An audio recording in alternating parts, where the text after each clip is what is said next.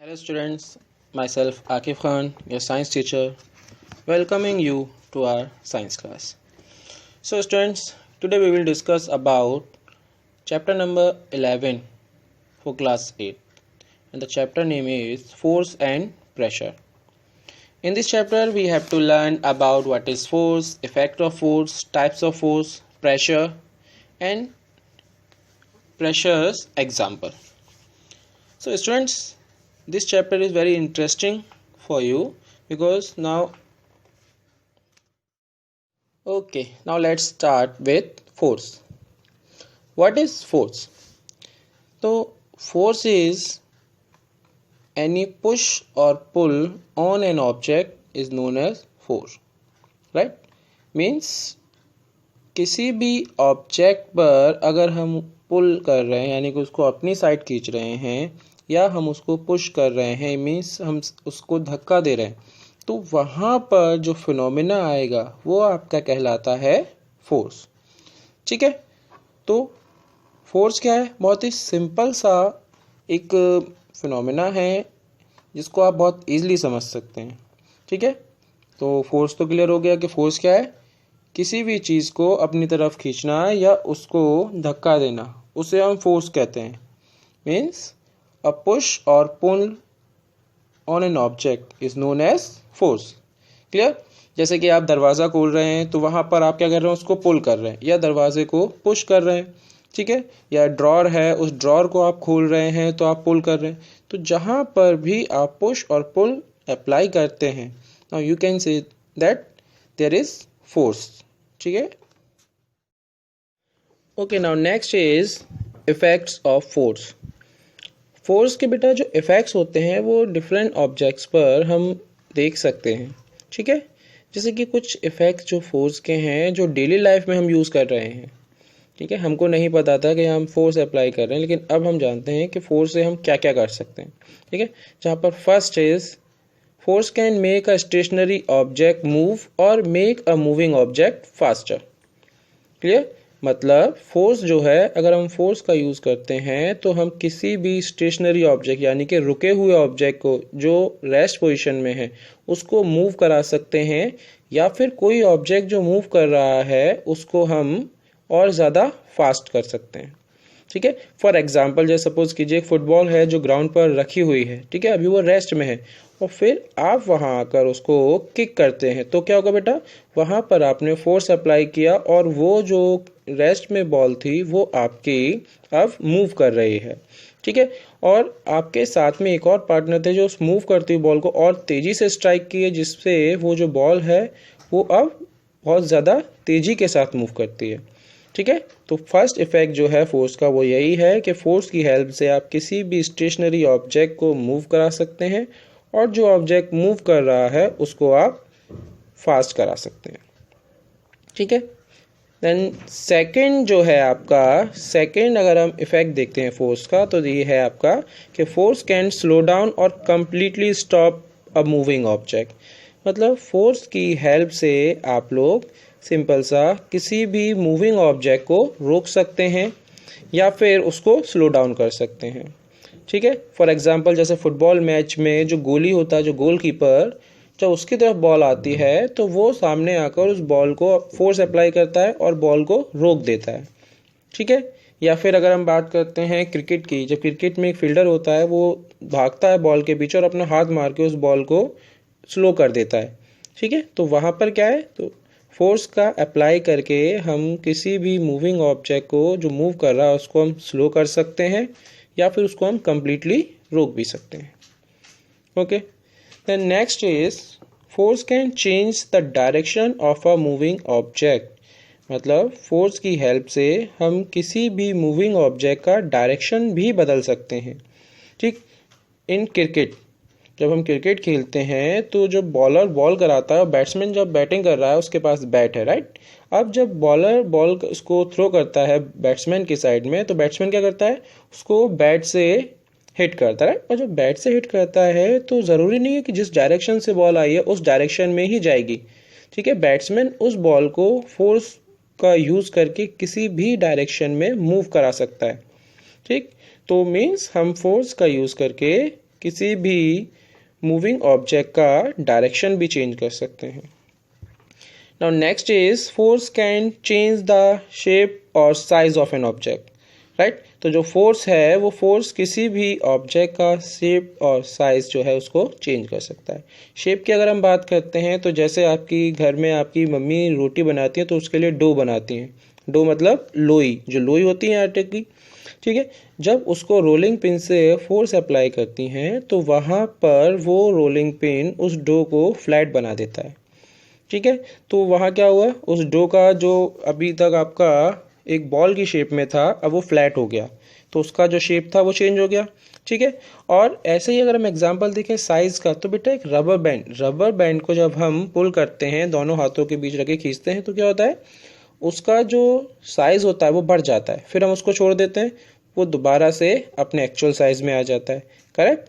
तो यहाँ पर ये 4 आपके इफ़ेक्ट्स हैं जो फोर्स के अप्लाई होते हैं।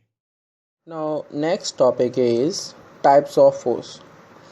देखिए फोर्स को अगर हम देखें बेटा तो जो फोर्स है वो डिफरेंट और सेवरल टाइप्स के होते हैं, ठीक है। बट फिजिकल और स्टेज पर हम देखते हैं तो there are 2 types of force.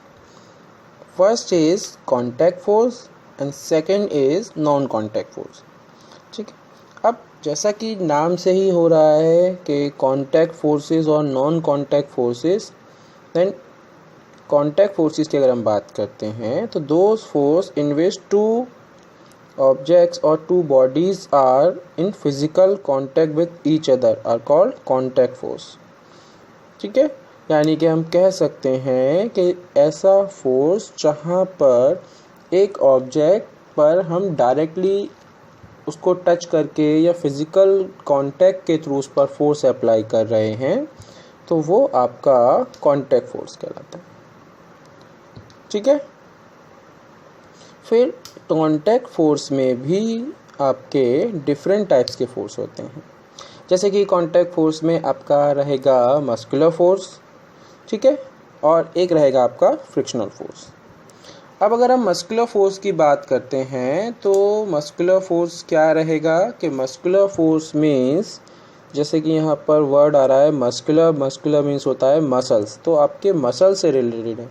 Means ऐसा फोर्स जहाँ पर हमारी मसल्स पर ज़्यादा स्ट्रेंथ पड़ता है, स्ट्रेस पड़ेगा ज़्यादा, तो मसल्स प्रॉपर फोर्स अप्लाई करती हैं किसी भी ऑब्जेक्ट पर, वहाँ पर आपका मस्कुलर फोर्स कहलाता है। For example you lifting your bag, आप अपने बैग को उठाते हैं तो वहाँ आपकी मसल्स वर्क कर रही हैं। Body builders lifting the weight, body builders जो हैं जो वेट उठाते हैं डंबल्स या कोई और वेट, तो वहाँ पर क्या बेटा उनकी मसल्स जो हैं वो उनका वर्क कर रही हैं, ठीक, क्योंकि मसल्स आपका मूवमेंट में और किसी भी बॉडी को उठाने में रखने में हेल्प करती हैं।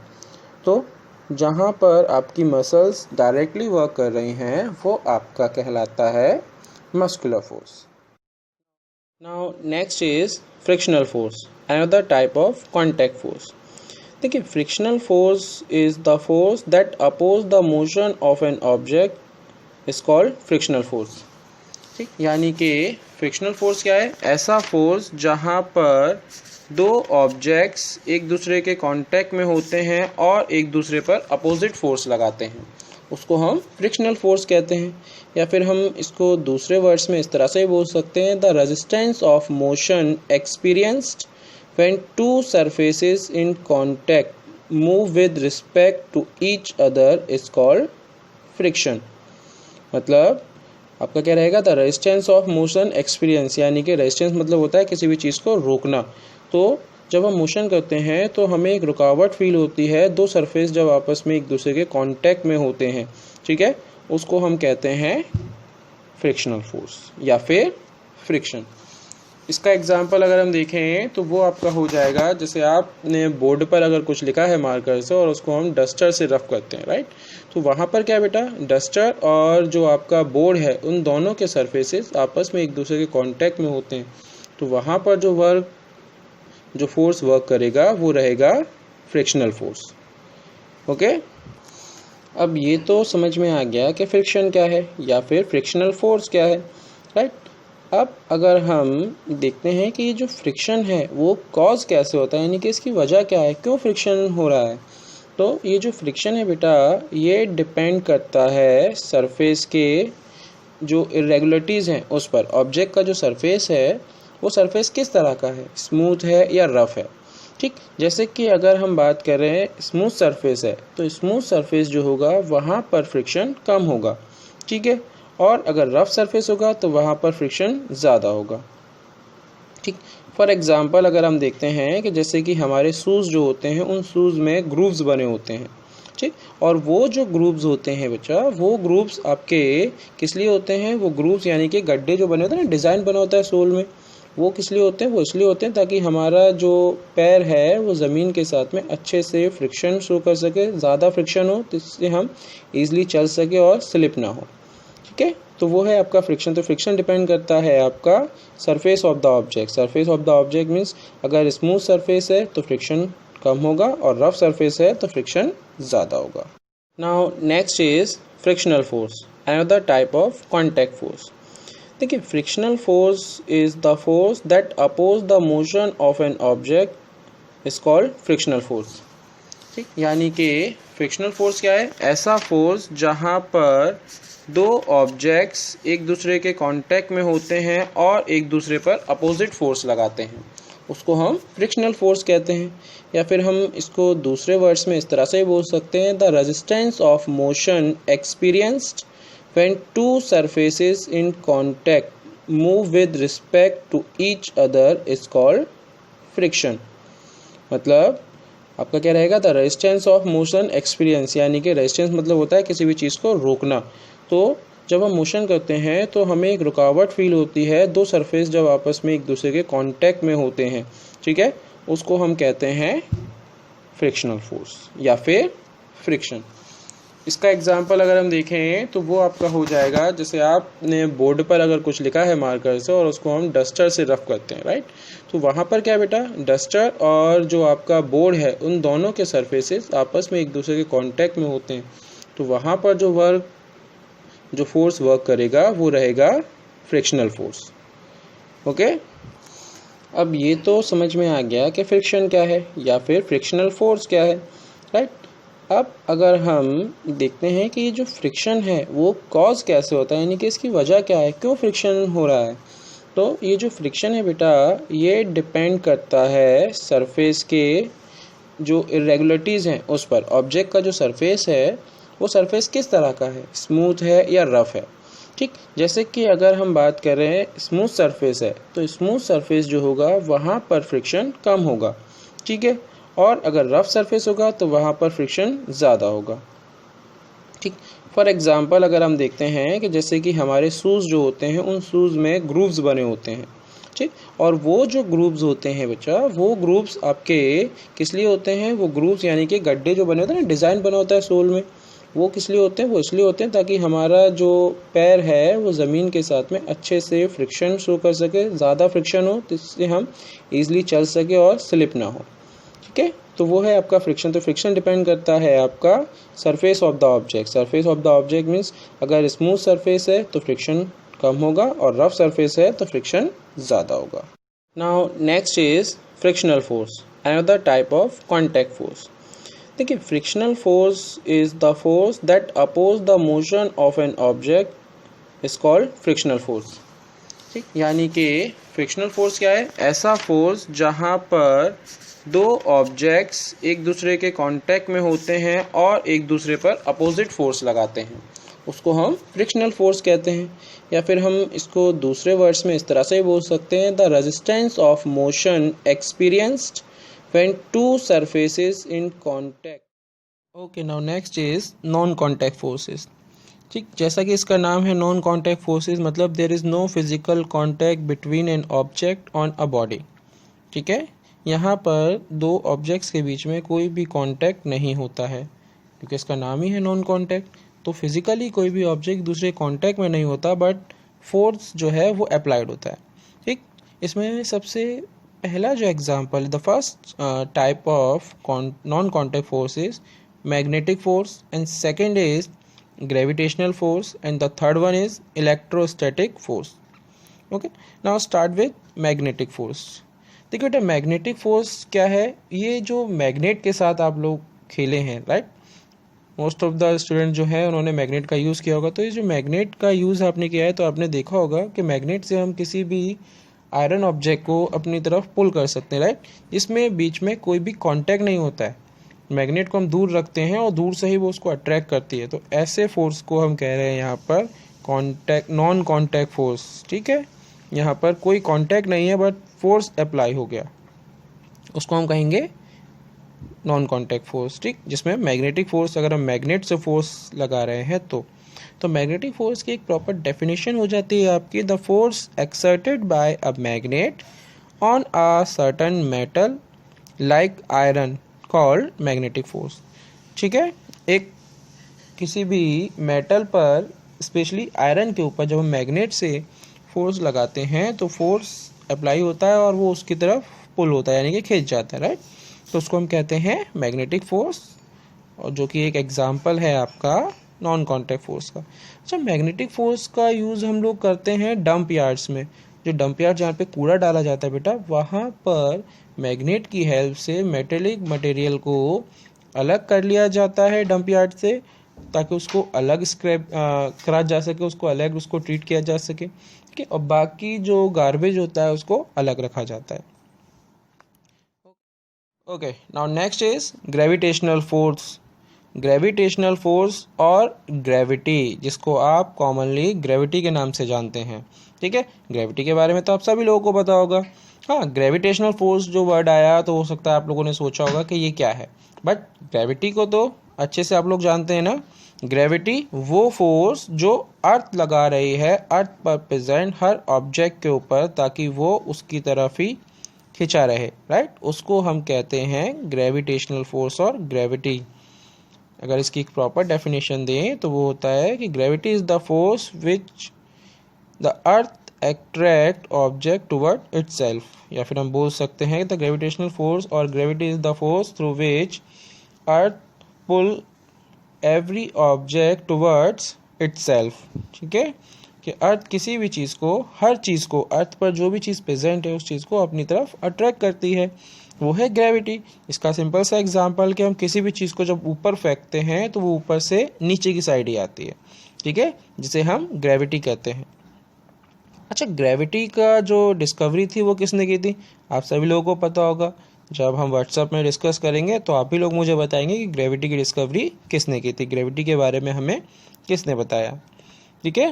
ये जो ग्रेविटी है यही है जिसकी वजह से ये इतना सारा जो हमारा अर्थ पर पूरा का पूरा वाटर है वो अर्थ के चारों तरफ फिक्स है, ठीक है। अदरवाइज आप भी ट्राई करके देखिएगा कि एक बॉल है अगर, और उस बॉल पर हम पानी डालेंगे तो पानी उस बॉल से बह जाएगा ना, लेकिन हमारी अर्थ, जिसे हम सर्कुलर कहते हैं, उसमें जो पानी है, ठीक, वो उसके चारों तरफ है और गिरता नहीं है कहीं भी।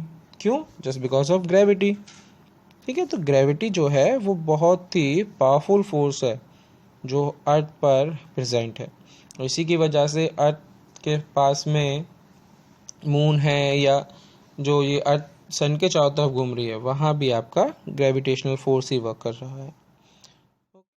Now next one is electrostatic force. Electrostatic force क्या होता है? The force exerted by a charged body on another charged or uncharged body is known as electrostatic force, ठीक है। यानी कि जो चार्ज पार्टिकल्स होते हैं वो चार्ज पार्टिकल्स या तो पॉजिटिव होंगे या नेगेटिव होंगे, वो चार्ज पार्टिकल एक दूसरे को अपनी तरफ अट्रैक्ट करते हैं, तो वहाँ पर दो चार्जेस के बीच में जो फोर्स लग रहा है वो आपका इलेक्ट्रोस्टैटिक फोर्स कहलाता है, ठीक।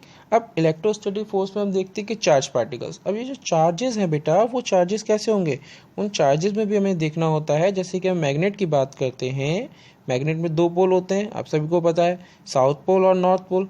अगर हम दोनों साउथ को एक साथ लाते हैं तो वहाँ पर क्या होगा, वहाँ पर रिपल्शन होता है, ठीक है, यानी कि वो एक दूसरे को दूर करते हैं। और अगर हम दो नॉर्थ पोल को साथ लाते हैं तो भी रिपल्सन ही होगा, यानी कि दोनों एक दूसरे को रेपल करेंगे, दूर करेंगे। बट अगर हम एक साउथ और एक नॉर्थ लाते तो क्या होता है, दे अट्रैक्ट ईच अदर। मतलब क्या होता है कि जहाँ पर सेम पोल होते हैं वहाँ पर रिपल्सन होता है, और जहाँ पर डिफरेंट पोल्स होते हैं वहाँ पर अट्रैक्शन होता है। सेम एज चार्जेस के साथ है, जहाँ पर सेम चार्जेस होंगे वहाँ पर आपका रिपल्सन होगा, और जहाँ पर डिफरेंट चार्जेस होंगे वहाँ पर आपका अट्रैक्शन होगा। चार्जेस जो हैं या तो पॉजिटिव होगा या नेगेटिव होगा, ठीक है।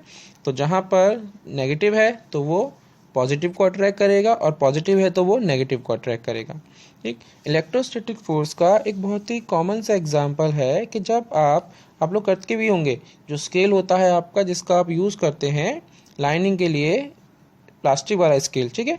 उस स्केल को अपने बालों में रब करने के बाद में जब हम उसको पेपर पीसीस के पास लाते तो आपने देखा कि पेपर पीसीस जो हैं वो उठ जाते हैं, ठीक है। क्यों? क्योंकि जब हमने उसको अपने बालों में रब किया, इससे क्या हुआ बेटा, वो जो स्केल था वो चार्ज हो गया, उसके अंदर चार्ज पार्टिकल्स आ गए, और उससे आपने जब पेपर को टच किया तो वो पेपर उसकी तरफ अट्रैक्ट हुआ।